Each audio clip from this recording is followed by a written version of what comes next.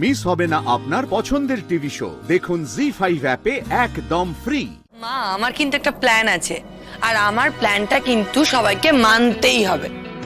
আচ্ছা, যাই বলুন তাই বলুন, রাই কিন্তু ম্যাজিক করেছে বলুন।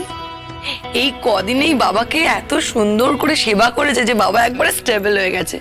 কি বাবা, আপনি স্বীকার করেন তো? হ্যাঁ, স্বীকার না করে উপায় আছে। এখন কিন্তু আগের থেকে অনেকটাই ফিট লাগছে। বাবা, যা অবস্থা হয়েছিল। হ্যাঁ, কার জন্য হয়েছিল সেটা বলো। আচ্ছা, ও তো ইচ্ছে করে করেনি। তোমরা সবাই যদি সবসময় ওকে অ্যাকিউজ করো তাহলে তো ওরও ভালো লাগবে না, বলো? ও হয়তো ভুল করে করতে পারে, কিন্তু ইচ্ছে করে করেনি আমার বোন। ঠিক আছে, এখন এই বিষয় নিয়ে কথা নাইবা বললাম। এখন আমাদের যে বিষয় নিয়ে আলোচনা করা দরকার সেটা নিয়ে কথা বলি, নালে আমি জাস্ট ভুলেই যাব। আচ্ছা, তুমি কি জানো এখানে নিশ্চয়ই সবার মনে আছে, একজনকে বাদ দিয়ে, রাই, তোমার নিশ্চয়ই মনে আছে যে পরশুদিন আমাদের সূর্যর জন্মদিন। আমাদের বাড়িতে ছোটদার জন্মদিন তো দারুণ ভাবে সেলিব্রেট করা হয়। কি রাইদি, তুমি জানো তো? তুমি তো আসতে।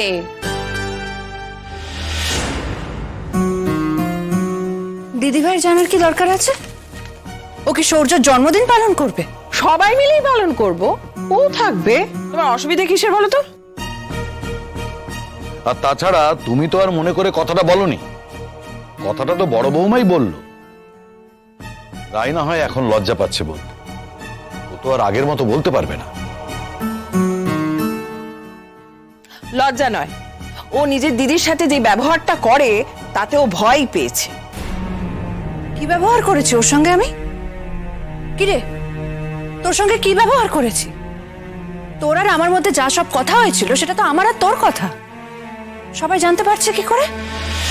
কতজনকে কি বলেছিস তুই? হ্যাঁ, তুই তো খুব একটা আস্তে কথা বলিস না নীলু। আমি কাউকে বলতে যাইনি রে। আমি কি করব বলে? আমি আর্থিক দায়ে এখানে এসে পড়েছি, আর তোর শ্বশুরবাড়ি থেকে তোর হাজবেন্ডে গিয়ে আমাকে নিয়ে এসেছে। আমি জোরও করিনি, আমার ধারণাই ছিল না এ ব্যাপারে কোনো। আঙ্কেল চেয়েছিলেন যেন আমি আঙ্কেলকে সেবা করে সুস্থ করে তুলি। আঙ্কেল এখন অনেকটাই ভালো, আর কয়েকদিন পরেই আমি এখান থেকে চলে যাব। তোকে বারবার দিদিভাইকে চলে যাওয়ার কথা মনে করে দিতে হবে না রে। বাড়িটা কার? রাই, তুমি ওর জন্য এখান থেকে চলে যাবে নাকি? দেখো রাইদি, আমরা কিন্তু সবাই তোমাকে খুব ভালোবাসি। টিয়া, একটা কথা তুমি আমাকে বলো তো, তোমরা দিদিভাইকে ভালোবাসতে পারছো কিন্তু আমাকে ভালোবাসতে পারছো না কেন? ও কি এমন করেছে? হ্যাঁ, ও কি এমন বেশি করেছে যাতে তোমরা ওকে ভালোবাসতে পারছো কিন্তু আমাকে ভালোবাসতে পারছো না? ও তো বিয়ে করে এই বাড়িতে আসেনি।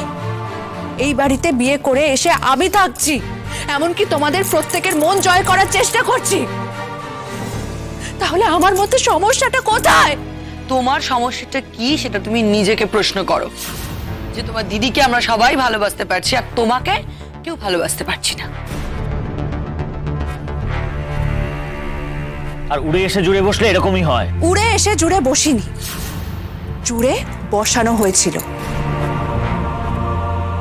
আর সেটা করেছে আমার দিদিভাই, আমার নিজের দিদিভাই।